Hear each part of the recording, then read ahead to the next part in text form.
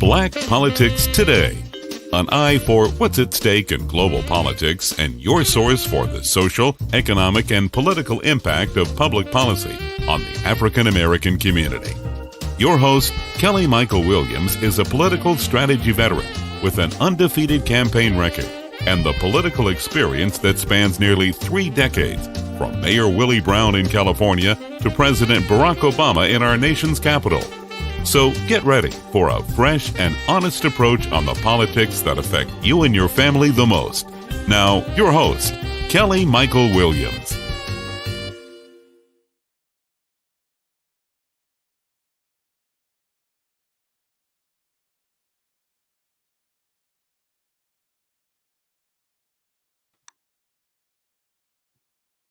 Hello, everyone. How you doing tonight? I'm your host, Kelly Michael Williams, and we are going to get started here as we always do. Welcome again to What's at Stake right here on Black Politics Today. I'm your host, Kelly Michael Williams, and as I do before every show, I always pause and thank God for just allowing us to host this broadcast, to be able to have this opportunity to speak across the globe, especially here in our nation's capital, about what's at stake for us and everything that we're dealing with right now, because there is so much going on. And as we look around America, if you open your eyes and ears to what you're seeing and hearing right now, it's no surprise, and it's nothing new to us. Our ancestors have talked about it. They've told us, they've shown us. We've seen documentary of it all. We know what's at stake. We know what's going on. But unfortunately, each and every day we have to revisit the tragedies of life that we're dealing with. And across this country, white supremacy is ever present in our daily lives. It's all over the place. We are in racial Armageddon. America is facing a racial Armageddon, a real war on race. I mean, African Americans are facing it. Black men, Black women, our youth are facing it. And over the past year, increasing numbers of our Asian brothers and sisters are seeing racially motivated attacks. It's nothing new to them either, unfortunately, but now it's just becoming more prevalent and more radiant around the country, especially and just the most horrific ways. I mean, walking down the street where they're just attacking senior citizens, elderly, youth, women. It's crazy. And it's something that we as Black folks, we know all too often. We've seen it, we've dealt with it. And it's ironic that we're dealing with it in 2021. Not that we haven't dealt with this since 2016 and beyond, and even before then, but it's become more prevalent. It's become so real that the people who are attacking don't really care. They don't care if you're videotaping. They don't care if you see it. They don't care if you are pinned on the ground for 8 minutes and 43 seconds. They don't care if you're jogging through a neighborhood and being hunted down by 3 white men who decide they want to make a citizen's arrest, but they shoot and kill you first. It's nothing new. I mean, let's be real. It's nothing new. The truth is that racism and white supremacy haven't stopped just because Donald Trump left office. He still has sycophants carrying out his torch of Trump racism, as I call it, and every bit of the bigotry that he spewed out from 2016 to 2020, and he's still doing it. The blatant disregard from elected officials in Congress to state legislatures and everything they're doing. It is an attack on Black and brown folks. And it is as Senator Warnock said, it's worse than the Jim Crow. It just has on new clothing. It just has on a new coat, but it's still coming back to us as the Jim Crow. And we can remember the Black codes and the Jim Crow to block us from being able to vote, to block us from being able to own property, to block us from being able to do anything in this country. Asians were no different. I mean, I'm from California. We had concentration camps and things of that nature for Japanese during the war. It is no different. And right now we are experiencing a high level and a high capacity of racial animus towards Black and brown folks. And we have to do something about it. We have to make sure that we rise up and do something about it, legislatively, politically, personally, professionally, and unfortunately, militarily, in terms of making sure we protect our communities and we do something about it. A lot of groups, nonprofit groups, are rising up and beginning to do police patrols in their communities across the country in different states. And quite frankly, you know, from my Latinx and Hispanics to my Asian American to Black, brown, we have to do something. We can no longer continue to allow the barrage of violent, verbal, and physical abuse towards us, towards our community, towards our children, towards our parents. And not only that, the ballot box, they're attacking us there as well. Not only are they coming after us with their guns, with their sticks, with their poles, they're coming at us politically, socially, and economically. And you know how we deal with it here. We expose it, we talk about it, and we want to bring it out as best we can. So tonight, my guest is the first ever Asian American state legislature in the state of Georgia. She is the first, not only is she the first Asian American, but she also is the woman who replaced the infamous Georgian Stacey Abrams. She took over her seat in the state legislature, and not only has done that and viewing her reelection campaign and things like that, Stacey has endorsed her. Fair Count has endorsed her. They have supported her. And now she is sitting there and she is doing some great things in the district, the 89th district of Georgia. She's the founder of the nonprofit that educates and empowers girls in under-resourced schools. Representative B. Wynn has also advocated for women and girls of communities of color, refugees, and families. She's the daughter of a father who worked for minimum wage. The federal minimum wage in 1981 was $3.35 an hour. Her father did that. Now, I mentioned that specifically because, you know, right now, Senate and the House are coming through talking about minimum wage and increasing it to $15 an hour. Many of you may not know that the federal minimum wage right now is $7.25. Now, I want you to think about that. In 1981, it was $3.35. 40 years later, it's only $7.25. It's only gone up $3.90 in 40 years. And we have somebody in the Senate talking about we can't raise the minimum wage to $15. It's going to hurt small businesses. You know what I want to say. I'm not going to cuss on this show. This tonight. I'm going to try to keep it clean tonight. But you know what I really want to say. To hell with that, Senator. You know who I'm talking about, Manchin. Oh, did I mention your name? Yeah, I mentioned your name. Okay. Give me a break. Let's do something about that. If her father was working for $3.35 40 years ago, we should be able to work for $15 an hour today, 40 years later. But I want to welcome a state representative from Georgia, B. Wynn, and I want to welcome her to the show and thank her for joining us tonight. Certainly, it's a pleasure for me to have you tonight. I am excited to have you. When I reached out to you to talk to you about voting rights and all the issues that are going on with voting, little did I know we're going to have to deal with the racial animus that's going on in Georgia, that's specifically targeting you and your community and your family and everything around Asian Americans right now in Georgia. So how are things going? I know you met with the president and vice president.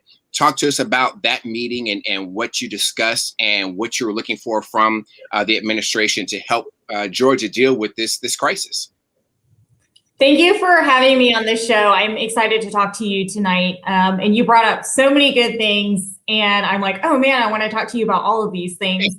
I do have to say, I wasn't the first Asian American elected in Georgia. My friend and colleague, Representative Sam Park, was elected in 2016. He was our first openly gay man and first Asian American elected in Georgia. So he checked off two check marks at once. Yeah.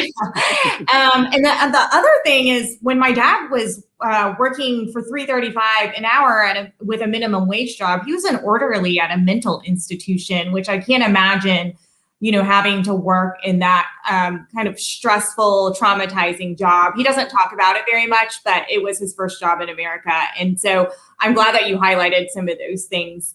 It's been a brutal last week.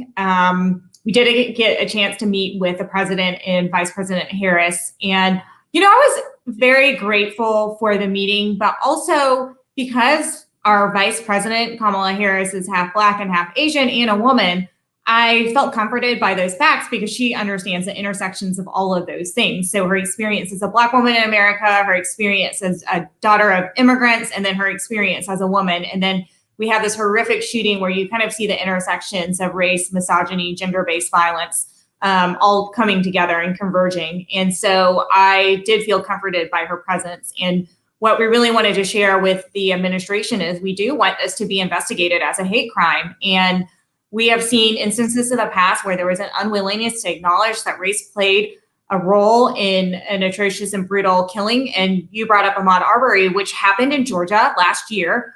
And the 3 white men who chased and gunned him down claimed that it was a citizen's arrest because they felt like he was dangerous. And there was an unwillingness to admit that racism played a part in that. And the prosecutor wasn't even going to prosecute the case. Right. So we've seen this before, and Georgia has unfortunately been fertile ground for all of these things happening in such close proximity, because it was Ahmaud Arbery, Rayshard Brooks, who was shot in the parking lot of Wendy's by law enforcement. And as a result of some of those things, we were able to pass one last year, a hate crimes law for the state of Georgia, which does cover sex and gender. So I'm hopeful that when law enforcement is looking at this, they won't simply just take the word of the perpetrator, as we've kind of seen that happening right now. But they also consider the gender and sex aspect of it, because he was targeting women that he believed to be, responsible for his problem. And then we just passed out of the House a bill to repeal citizen's arrest. And both of these bills are bipartisan, and it took a lot of work behind the scenes by Georgia activists, especially leading Major James Whittle from Georgia NAACP, my friend Marissa Dodson from the Southern Center for Human Rights, and a coalition of people who really pushed to put this in the forefront for everybody to see. And Republicans said, we learned a lot through this process. They didn't even know that citizen's arrest was a law that was put on our books for slave owners to catch their runaway slaves. And so there was so much for them to learn, and they were reticent to do that. And it required just a lot of activism and Ahmaud's family pushing for it as well. Because when we are not vocal and we don't push back and we don't organize, they're not going to do anything about it. And I want to touch on that, the idea that the citizen's arrest was for the slave owners to be able to get their slaves, but even more so, the idea that the perpetrator can say, oh no, it wasn't because I was targeting Asian women. They caused me to have this sex addiction, so I'm going to drive 20 miles to go to 3 different Asian businesses, right, to shoot and kill them. And the idea that it's a sex addiction. I'm confused. I mean, if it's a sex addiction, if you have that problem and you're trying to rid yourself of it, why did you have to drive 20 miles to do that and go to 3 different businesses to do that? I'm with you. The law enforcement need not listen to him. All they have to do is look at the facts.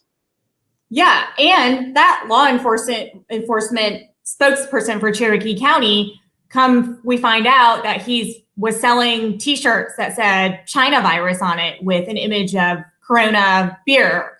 And then we also find out in the aftermath that when law enforcement responded to the scene of the crime in Cherokee County, they handcuffed the Latino man who was married to one of the victims, who was inside the spa, who had been shot and killed. And he was saying, my wife is in there. Is she okay? And they detained this man. And so it's not a new story for, I don't think, any of us, right? And I think this is kind of uncovering the distrust that the Asian community also has with law enforcement. And we don't talk about it as much because we're a quiet community, because our parents have been like, keep your heads down, stay out of trouble. We don't want you to be targets for anything. And then there's this idea that if you stay silent, then, you know, maybe white people will accept you more, or maybe your lives will be less endangered in some way. And then there's a proximity to whiteness and all these things wrapped up into like cultural things. And then just, you know, our own role as victims of oppression, but also as oppressors ourselves in context to the system. And so now, as we're talking about this more, then, you know, those themes are very familiar. We don't trust law enforcement. We don't want to talk to law enforcement. We don't want to talk to media. We don't trust media. And I think that is part of why some of the stories were slower to come out, and we don't know very much about the victims. They have not been, their families have not been very vocal. They don't want to talk to media. They're kind of hunkered down in their houses and trying to grieve and process and really think about what their next steps are. But there's also this cultural shame that is really specific to the Asian community. And I think part of the problem is, you know, law enforcement and media have just done a horrific job of humanizing the perpetrator and then degrading the victims. And so I think all of those things are factors in this case. If you want to join the conversations, give us a call at 516-590-0143. That's 516-590-0143. Your Senate colleague went on the floor Monday and gave a speech on this topic and on this subject, dealing with the escalation of violence towards Asian Americans in Georgia and across the country. And lo and behold, Tuesday, this happens. How ominous is that this just comes up and happens in this way, and it's such of a violent degree? 8 people dead, 6 Asians. I mean, it's almost eerie. Yeah, and she said, we need help. We need to be seen. We need to be heard. We need help. Our community is in trouble. And then this happens Tuesday night. And I'm sad to say that today, one of her Senate colleagues, Republican colleagues, took the floor and said, this is not a crime driven by racism. And this is just Democrats, you know, playing to our base and trying to, you know, create a race war. And those, you know, those things are very familiar. And like the response has been completely different. So my colleagues who are Black in my legislative Black caucus and the Georgia NAACP as other community organizers have been like, we have your back. We feel your pain. We know exactly what this is like.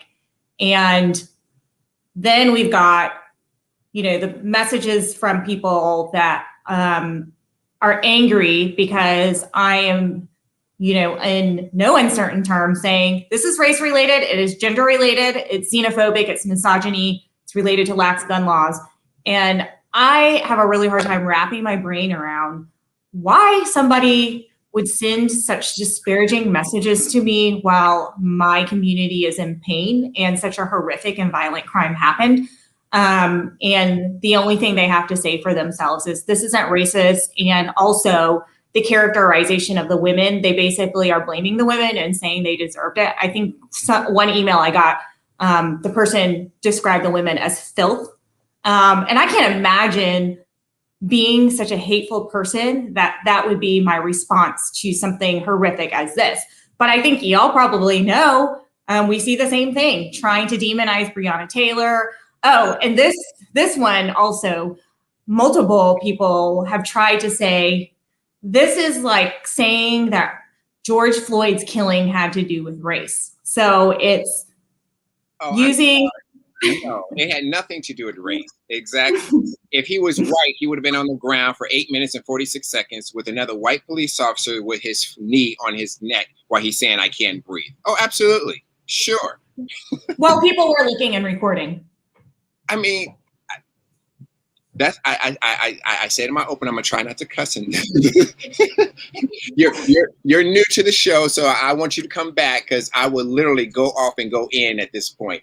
These things are the things that just irk me to no end. I mean, it elevates my level instantly because it's always convenient for them to always say it's something else. In fact, I'm getting ready to play a clip for you because the idea that the target of 6 women being killed by a white male, right? Because he has an addiction that gives him the authority and the right to go out and decide how he wants to deal with his addiction. Not like everyone else, go see a doctor. He decides to go buy a gun on the same day that he decides to go out and shoot 8 people, right? And 6 of them just happen to be women of Asian descent. I mean, I was going to ask you, but you've already mentioned it about your colleagues, because I was going to say, how are they reacting to this? And are they giving you any support and comfort? Or are they like Representative Clint Roy from Texas, who's talking about this is more of censoring free speech? Let me play you this clip and share with you what this test tube baby had to say. I mean,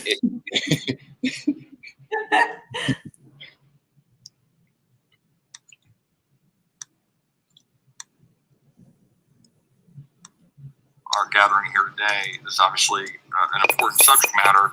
And to be clear, all Americans deserve protection and to live in a free and secure society. The fundamental nature of what we expect out of government, right? Secure the blessings of liberty, as we say in the Constitution of the United States. The victims of race-based violence and their families deserve justice. And this is the case what we're talking about here with the tragedy, what we just saw occur in Atlanta, Georgia. I would also suggest that the victims of cartels moving illegal aliens deserve justice. The American citizens in South Texas that are getting absolutely decimated by what's happening at our southern border deserve justice. The victims of rioting and looting in the streets last week, businesses closed, burned last summer, deserve justice. We believe in justice. Right? There's old sayings in Texas about, find all the rope in Texas and get a tall oak tree. We take justice very seriously, and we ought to do that. Round up the bad guys. That's what we believe. My concern about this hearing is that it seems to want to venture into the policing of rhetoric in a free society, free speech, and away from the rule of law, taking out bad guys. And as a former federal prosecutor, I'm kind of predisposed and wired to want to go take out bad guys. And that's bad guys of all colors. That's bad guys of all persuasions. That's bad guys targeting people for all different reasons. And I think we need to be mindful of that. And so now we're talking about whether talking about China, Chi-Coms, the Chinese Communist Party, whatever phrasing we want to use. And if some people are saying, hey, we think those guys are the bad guys for whatever reason. And Representative, I mean, let's be real. This guy is talking about, oh, well, we want to take out bad guys, but you're not talking about the bad guy who actually did the crime. You're talking about China, and he's gonna, as we go through, he's gonna talk about free speech and doing everything about speech, but he's not talking about the actual perpetrator of the crime. He wants to bring in, the cartel, the illegal immigrants, the people who were rioting in. He didn't talk about the riots on June 6th. He didn't talk about the death of the riots in Kenosha, Wisconsin, of the 17-year-old, shooting 2 people. He didn't talk about those riots and those people. He wants to try to bring up Senator Johnson's the Black Lives Matter riot and make it, Black Lives Matter people are African Americans. Those are the people who need, we need to do justice against them. And also, I think it's fascinating because I have never heard a Republican say they want justice for undocumented immigrants. Well, like, that's a new thing. Wait, somebody y'all care about that? Okay. Yeah. But yeah, I mean, that's one, we are public elected officials. We have rules of conduct. In fact, in our Georgia legislature on the House side, one of our colleagues made a sexist comment recently, and he had to go and apologize. And our ethics chair took the floor this morning and he said, this is your code of conduct. These are the things that you cannot say. And if you do say them, there will be consequences to your actions. I mean, it is just like any professional, any work environment, any school environment. We have to abide by the rules that are in place. And to think that a elected official who represents tens of thousands of Americans doesn't have to think about their rhetoric is absurd. And we had, the most powerful leader in our country unleashing his permission for his fellow followers. I don't even know what to call them because, it's, yeah, I'll leave it at that. I don't know what to call them, but he gave them permission to use certain rhetoric that would really not be acceptable in any other environment. And so I don't see it as a free speech issue. I see it as your rhetoric has consequences and you should take responsibility for it as an elected official. And the fact that we now have, this fringe movement of elected officials who essentially don't want to be respectful towards humanity is really problematic. You can have your own opinions. You can criticize a country. You can criticize policies, but the trend that we're seeing is nothing I've ever seen before. And it's really troubling. And the fact that that's what motivates the right-wing base, I mean, that indicates we're in a pretty dangerous position that I think is going to continue even in the absence of Trump.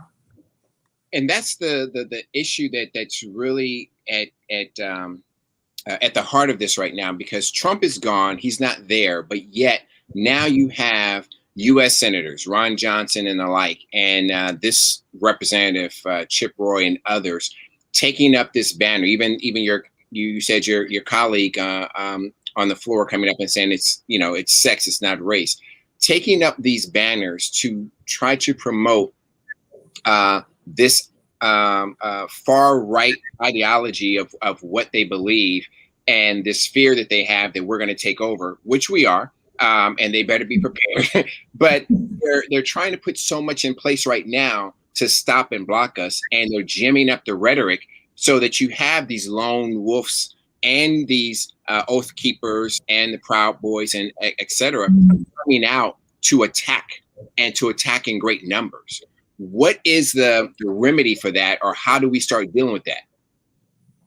I don't know what the remedy for that is. I mean, I absolutely think that solidarity building is critical, right? And so in this moment, as I have been talking to my Asian community, one of the messages that I have for them is, who's showing up for us? The Black community. And y'all don't have to. I know that there has been historical and present day tensions between our community. We did organize together during the civil rights movement.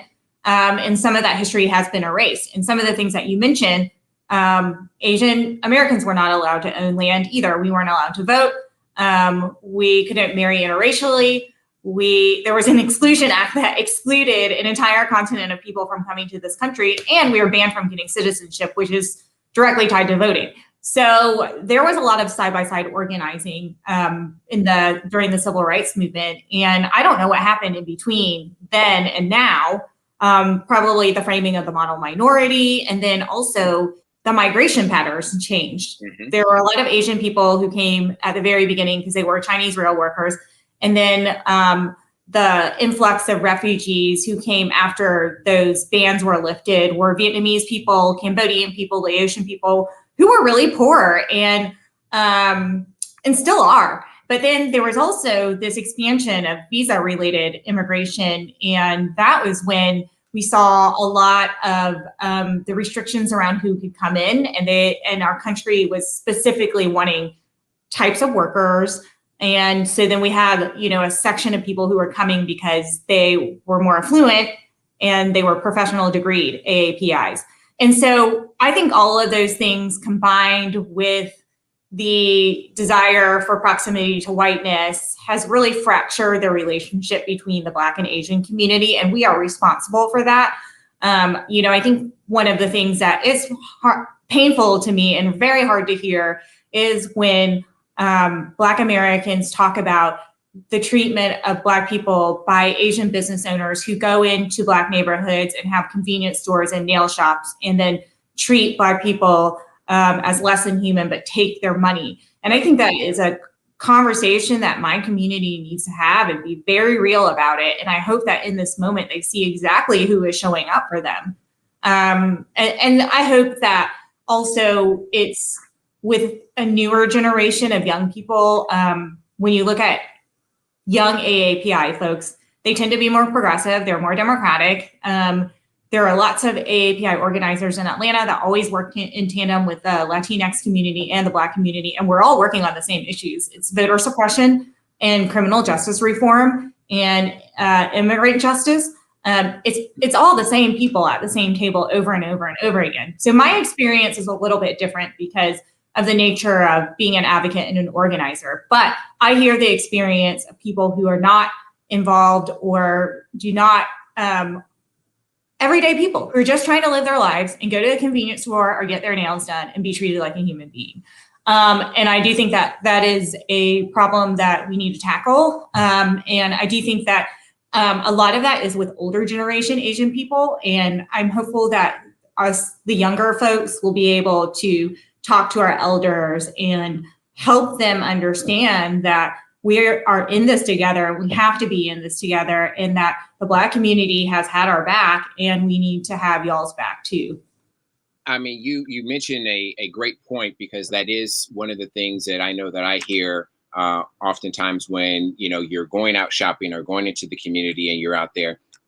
The nail salon, particularly, or that convenience store in those communities where the Asian and Black community are coexisting, but there's that feeling of separation when you're going into the businesses and trying to purchase and be a consumer as well as a patron of the services that are providing. That's a conversation I certainly want to bring you back on to have, and certainly get someone from the community to be able to dialogue and have that community, because I think it is one of those areas where we need to recognize and realize that we're in this fight together. So the more that we're able to patronize the businesses and do so with a greater feeling of appreciation or of support, that we can support, protect, and do the things that we need to do for the business, and then we can grow the community together. We don't have to ostracize ourselves or feel like it's the only option we have, so that we have to go in and use the services, but do so reluctantly. And then there's always a confrontation in doing so when we're in there getting our services done or buying the products or whatever we're doing. That is a great point that you make, and certainly something that I would certainly like to discuss further and go even deeper with you on. One of the things I want to switch and transition with, because some of the things that Chip Roy said just aggravate me so much. I don't even want to play any more of what he said, but I want to talk about Senator Raphael Warnock and his presentation on the floor and what he said, because what he did initially was acknowledge the hurt, the pain, the crisis of what happened, and then he discussed and talked about the Voting Rights Act, as well as what's going on in Georgia. Help me understand. And I know it's one of those things that I'm being rhetorical and saying help me understand, but I'm really trying to figure out, how in the hell do you go through an election? Your Secretary of State, your the person who's right under the Secretary of State, your governor, everyone comes out and says there was no fraud. There was no fraud. Everything was fine. The votes were counted. It was a good election. And your state legislature, led by Republicans, come out and say, oh no, we have to give some election integrity, and we have to, give confidence back to the community so they can vote, when they're the ones who disrupt the confidence in the community. How do they do that in good conscience? I have no idea. So I think one of the things that the the public probably hasn't been able to see because, the nature of legislatures is a lot of stuff happens and only, the most important things are highlighted in media. But the Georgia legislature, ahead of the results of the June primary and the November election and the January runoff, had started to sow seeds of doubt as it pertains to absentee ballot early on. And it was a concerted effort that they all endorsed. And I distinctly said to the Secretary of State's office, I said, do you have any evidence that vote by mail increases voter fraud? The answer was no. Do you have any evidence that secure drop boxes increases voter fraud? Answer is no. Do you have any evidence that mobile voting increases voter fraud? The answer is no. And all of those things are on the chopping block right now. Right. Yeah. And but our state and our country and this Secretary of State and the previous one, our current governor, have a history of voter suppression. They have been purging voters off the rolls for many years. I mean, hundreds of thousands of voters who did not move, who still live in the state of Georgia. They have this thing in Georgia called use it or lose it, which basically means if you choose to sit out on 2 elections, your name is taken off the voter roll. It doesn't matter if you move, doesn't matter, whatever. And so they've been able to effectively use that policy to remove just hundreds of thousands of voters throughout the years. They have also been very effective at closing precincts, especially in majority minority areas. Right. And they have been successful at implementing these voter suppression policies that on the surface may not look very bad to the general public, but they have very real consequences. One of those is the exact name match policy. So we have this policy in place that said, if your voter registration doesn't exactly match your driver's license and you register to vote, if there was like initial off or something that, or a misspelling, then they would freeze your voter registration and then accelerate you in a line to purge you off the voter roll. The only way you could fix it is if you went to the your local elections registrar and prove that you are who you are. And of course, you know who that impacts: people with non-Anglo names. So we saw a lot of Black voters, Asian voters, and Latino voters being impacted by this policy. And one of the most flawed parts about it is that it's a clerical error. It is basically an elections administrator who's inputting data in, and they're not familiar with the name, so they invert the names. Like my last name is always spelled wrong. People tend to switch the G and the Y. It's just the way our brains are wired because we're English speaking, or we're not familiar with the Vietnamese language as opposed to NG. Right. Yeah. So it's just like automatic. You can't even see it visually. It's just the way your brain works. And so all these folks were being flagged. And so in 2018, there were 53,000 people whose voter registrations were not processed because of this terrible policy. And they were mostly Black, Asian, and Latino voters. But the kind of funny thing is, I remember Stacey Abrams was in the well speaking against this bill it must have been 2017. It was before I was elected when this bill was passed. And she distinctly said, this bill is going to impact voters of color. We cannot pass it. They pass it into law. We see it play out in 2018 during the elections. That's 53,000 voters. And when I was elected in the end of 2017, I knew that I wanted to work on this voter suppression policy once I was in office, and saw the way it played out in 2018. And one of the things that was helpful to me is the Georgia General Assembly spelled my last name wrong in 3 different places on the official state site and in all of my meeting notices. So I just started saving all of them, just file them away in my desk drawer every time I got a meeting notice with my last name spelled wrong. And then I showed up to committee with a stack of notices with my last name spelled wrong. And then they gave me this little great golden nugget. We had these folders on our desk with the names of all the members of the committee. And my name was spelled wrong in the folder. And they also spelled my colleague, Representative Shannon, who's also one of my closest colleagues. She was my seatmate. She's one of my besties there. They spelled her first name wrong. And so I was like, in this folder, you have spelled Representative Shannon's name wrong and my name wrong. And she's Black and I'm Asian. And here are all the notices. This is why this policy makes no sense. It was based on clerical error. And I ended up being able to overturn it through an amendment that year. And that's probably one of the few things that we've done in Georgia as it relates to good election changes. But we see voter suppression bills every single year. They try to eliminate Sunday voting. My first year I was there. I'm reading this bill that they put out there. They want to eliminate Sunday voting. They want to eliminate the number of days. Then they want to eliminate you being able to give food or water to someone standing in line. What the hell does that have to do with voter fraud? Where are they coming? Nothing. They're so blatant about it. And that's the part that just really bothers me, is that they're so blatant about it. They don't even care. And they're willing to do it because they believe and feel like there's no recourse. And how? Well, there is no recourse. They control everything in the state of Georgia, except for these two guys. Right. So I know right now there's a push to get the business community behind you and to push to change some things. And I think one of the bills has been either pulled for early voting or something of that nature, but they're still going after absentee. They're still going after this, no food and drinks in line and things like that. Yeah. Where are the businesses in Georgia, and how are they standing up? Because the Chamber of Commerce comes out and says, yeah, we don't support some measures, but we're not saying that we disagree completely. Right. And we're asking the same question. Where are the businesses? They have an extremely powerful lobbying arm in the state of Georgia, and we see it manifest itself at the legislature.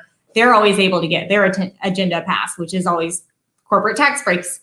Right. And Black Voters Matter has done just a tremendous job of saying, hey, corporations, where are you at? And they're, Delta, Coca-Cola, UPS, Comcast, all these folks who have been giving money to Republican lawmakers who issued statements of diversity and inclusion probably last summer at the height of the Black Lives Matter movement in Atlanta. Suddenly you saw these corporations saying, we value Black lives, we're going to do these diversity and inclusion trainings, we're going to do this or whatever. But then now when voting rights are on the chopping block and Black Voters Matter and Fair Fight and Asian Americans Advancing Justice and Georgia NAACP are saying, this is going to impact Black people who are your consumers and your workers, brown people who are your consumers and your workers.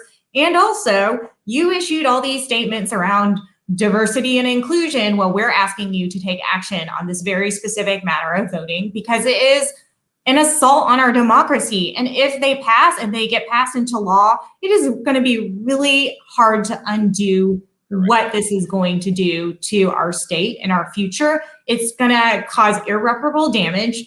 And quite frankly, I know that corporations benefit from Republican leadership because of, corporate tax breaks, and they don't want to raise minimum wage, and they don't want to, protect workers or pass any kind of bills that would make corporations more accountable for the way that workers are treated. But quite frankly, it's a really dangerous path for them to go on because we see the radicalization of the Republican Party, and they really want to keep this leadership in place, especially as they keep going farther to the right. And we have Marjorie Greene Taylor in Georgia. Do we want more of that? I don't think that corporations would want more of that, quite frankly. And it's problematic for us and in our communities because, unfortunately, I think it's 18 member majority that Republicans have in your House? Let me think. They've got, it's not quite 18, I don't think, because last year we needed to pick up 15 seats and we netted 2. Okay. So we're down to yeah. And that's the thing. I mean, even in 2022, and I'm hoping and praying that Stacey's probably going to run again. But to get her there, there's going to be a need to real push on that state legislative ballot as well as the Senate ballot to be able to give her the power that she's going to need. But you have to deal with redistricting and gerrymandering. Yes. What's going to be the fight and strategy to try to push that away? What is Leader Beverly looking to do in that sense? Well, I mean, we definitely need congressional action, right? Because HR 1 addresses a lot of these things that are in these voting bills at the state level, but it also addresses independent redistricting. So we need that for our maps. And, I think because the severity of it probably, people are living their lives. We're still in a pandemic. People are going to work, trying to get their kids back to school. And life is hard. It's hard for a lot of people. So I don't know that our voters understand the gravity of what's going on. And quite honestly, it's probably really not their burden to carry, right? I mean, we should have a legislative body that is responsible, and we don't have that. But we need Congress. We need Congress. We do. To enact HR 1. And we also need to prepare ourselves for litigation, which a lot of that is happening already. We know that a lot of this will be litigated in the courts. But we also don't know, we have a new Supreme Court makeup. And if these go up to the Supreme Court, if they're going to uphold them or reject them. So you mean state Supreme Court? Federal Supreme Court. Oh, okay. So the assumption is eventually these will go through multiple courts with appeals and things like that. And eventually some of these will reach the Supreme Court. And we have, the balance of power looks different there too. So even with litigation, it does make me nervous. It was the Supreme Court who stripped away the Pre-Clearance Act and the original Voting Rights Act, which then opened the door for a lot of Southern states to enact voter suppression policies. So even with litigation, it may not be enough, right? And then the last thing that I think will always be true in a state like ours is that we have to continue to organize, and we have to organize 365 days a year, and we have to use Abrams' strategy and Abrams' playbook, which is we are no longer trying to appeal to the moderate, but really mobilizing our own base. And that is a broad-based coalition that is led by Black voters, but also joined by progressive whites, young people, Asian people, Latino people. Right. And we've always had that uphill battle in Georgia because we've had voter suppression laws on the books for a long time. But also, I think when you live in a state that was perceived as being red for so long, a lot of voters were like, well, it doesn't matter because it's going to be a Republican anyway. But now that we have evidence that coalition building does work and we can win in Georgia, both the president and the 2 U.S. Senate seats, I think that that is going to give us the momentum going in 2022. And a lot of the work will be on the organizing community. And I hope that we see the influx of money into our state in a way that we haven't seen before, because we proved ourselves and we handed America the two seats that change the balance of power and what things are going to look like for 4 years. And we have Reverend Warnock on the ballot next year, and hopefully Stacey. And that's a pretty good ballot. You got Warnock and Stacey Abrams. That's going to be a powerful ballot. That's going to be very powerful. He talked about in his first Senate speech about the GOP changing and cherry picking their voters as opposed to the voters picking them through the process that's going on there in Georgia. And the reality, I mean, when you think about that's exactly what they're looking to do. They're looking to stop every aspect of individual rights and voting. And they're the party of individual rights. And they want to now make it so that no one can do anything without Republican approval. There are going to be those bills that are out there. Are there any bills that you're introducing or looking to introduce, or your colleagues, that will sort of debate that or go against what they're trying to do, so that at least comes up for debate, that we can make it a national issue? Yeah, I mean, every single year we have voter bills that expand access to voting. So some of those things are like, you're able to register to vote on the same day as the election and to vote, right? And then some of the, and then now this year we're seeing codifying secure drop boxes and keeping them outdoors like they were in the last election. So now this voting omnibus bill says that the drop boxes have to be inside and monitored by a person, and elections board could even use a member of law enforcement to monitor a drop box, which I'm like, we know the link between law enforcement and voting. This is not a good thing. And then also bills that would end that inactive voter purging law that we have in hand.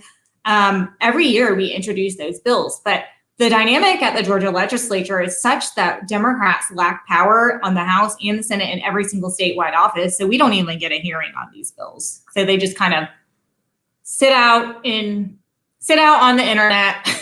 Right. When we're not even able to debate them in any meaningful way.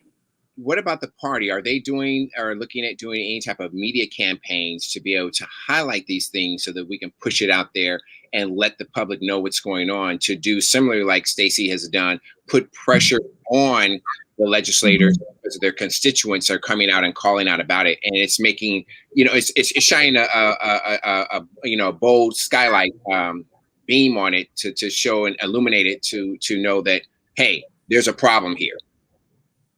Yeah, the party sends out our press releases and we have our talking points around it. We also had this very successful, robust voter protection program, which was offered in 7 languages. And our voter protection hotline was pretty instrumental last year because there was so much confusion around using vote by mail because many Democrats were using it for the first time. And so they were really instrumental in making sure people were equipped with the right information, understood how to vote by mail, and then had steps like if their ballot didn't come in or they spilled something on their ballot. And then also that hotline was instrumental in reporting lines and poll monitoring and ballot curing. We had such a successful ballot curing program that after the election was called in favor of our 2 new U.S. senators, that people were still out ballot curing because they wanted to make sure every single vote counted. And that is a fundamental difference between Republicans and Democrats. Republicans were planning an insurrection, and we were knocking on doors of voters and saying, make sure you send in, this affidavit with your signature and a copy of your ID because they flagged you for signature mismatch or you forgot to sign your ballot. And we just had better candidates. We organized better, and we made sure that our voters were equipped. And then Republicans were spreading a lie and planning an insurrection, and they lost because of that. And so, I think the Democratic Party has done a really good job of that piece. And Fair Fight has done a tremendous job of the messaging to the public now. In fact, when we were debating that first omnibus voting bill, House Bill 531 on the floor, the Republicans kept mentioning Fair Fight's ad over and over and over again. And I texted Stacey that night and I was like, man, they are really scared of you. They keep talking about you. I was like, she wasn't even here, y'all. Right. They should be. They should be. So, Representative Nguyen, what's at stake for us right now? Normally, when I ask this question, I'm asking what's at stake for African Americans across, but together in Georgia, we're fighting together, we're working together. What's at stake for us in Georgia and across the country as we look at 253 bills across 43 states to look to basically take away our rights? I mean, this is a true Jim Crow, Black Codes, anniversary or reversal, where we really need to understand, because so many young people don't even remember, don't understand, have no clue what Jim Crow was or is.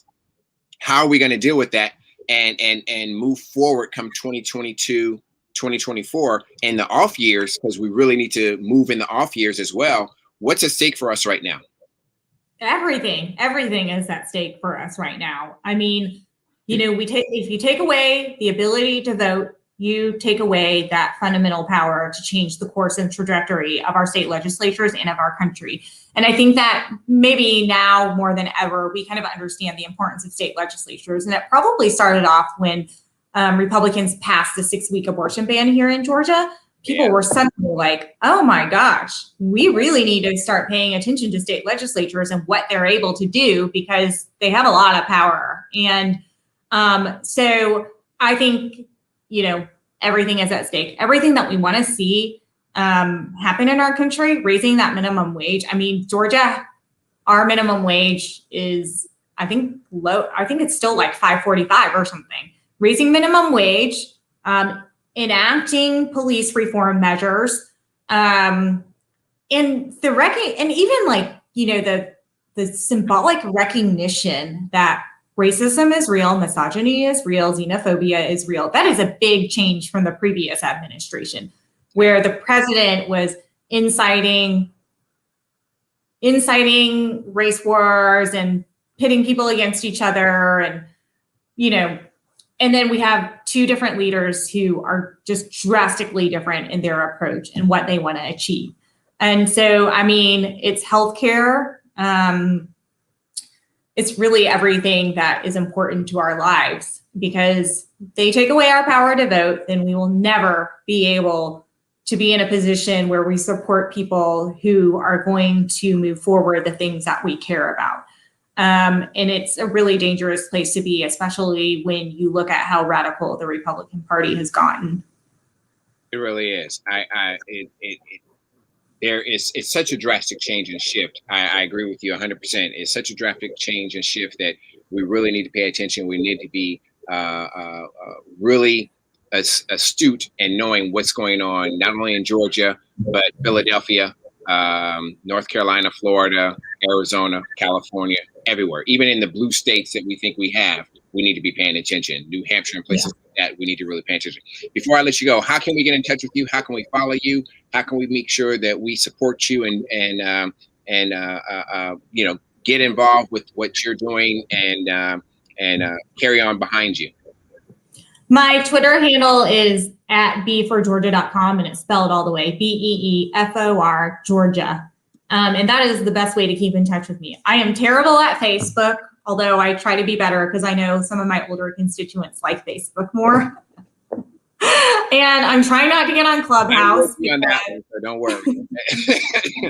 Try not to get on Clubhouse because I feel like I can't manage another social media app. I already have like 5 email addresses, and it's just a lot to keep up with. And then I'm like, no, not another social media platform. Do I need to use it? Right. Exactly. Well, we want to make sure we follow you. We want to make sure we support you and give back. And I certainly want to give you, reach back out to you, have you come back, and let's have that dialogue about our community working together, especially in business and community. Because literally, when you think about what's going on, what's happening with us, I haven't seen, our the white community so afraid of what's going to happen when Black and brown take over than, when I was a kid. It's amazing how this shift is going and how they want to take the economic, the social, and the political power away from us and own it and house it, so that no matter what happens, even when they're out of the majority, those laws are on the books and those things are still there. The gerrymandering and the racial segregation and the racism and just the misogyny and everything else that we have to deal with will continue to go on. So I want to thank you for what you're doing. I want to encourage you to keep doing it, and certainly let us know what's going on out there so that we can make sure we broadcast it and put it out anytime, every time. You're more than welcome to come back anytime, and tell Maria thank you. Certainly, she can reach to me. She's been my lifesaver this week. Yes, tell her, reach out to us anytime, and we'll certainly be looking to have you back again. Thank you so much. Thank you. I greatly appreciate it. Black America, as I do each and every week, I tell you, look, folks, it's time for us to know what's at stake for us and how we need to deal with what's going on across this country. And if we don't do that, if we don't pay attention, if we don't support those folks who are out there supporting our initiatives, Representative Nguyen is supporting minority kids and children and helping them advance through school and helping them understand the voting rights positions that are going on in Georgia. We need to make sure that we do the same. We need to not only contribute to Representative Malcolm Kenyatta in Pennsylvania, Representative Nguyen. She is representing Stacey Abrams' seat in Georgia. I mean, she's literally there. She ran against 4 people, 2 African Americans, I think, and 1 or 2 white or Hispanic, and she won. So clearly, that district that represented, that voted and supported Stacey Abrams supports her. We need to support her as well. We need to hold everyone accountable, but making sure that we can galvanize around these issues, because 13, the disparity of 13 people or 13 legislators in Georgia making up the difference. When Stacey comes back and she decides to run, we have to make sure we support. We have to make sure we get out there. We have to make sure that we do what you do, and we have to make sure that we get out there. Love you, Maria. Appreciate you. Thank you so much. It's like we have to do it. We have to get on board, and we have to support especially in Georgia, especially in Pennsylvania, especially in North Carolina, Florida, all these states, Mississippi, Alabama, all these states. And we have to get out there and force these people to understand what they have to do. And we have to do it now. We can't wait to 2022. We have to do it in 2021. So let's get out there. Let's do something. Racism is real. It's not going away. The only way that we can beat it is get into the majority so that we can control it. Because clearly it's going to be there, but how it impacts us is going to be very different when we're in control and we're in charge and they're in the minority. Because then they don't have that leverage and power over us to be able to enforce it. When we get the majority, we can change the courts, the makeup. We can change the jails, the sheriffs, the legislatures, the police. We can change everything when we're in control. They say 2040.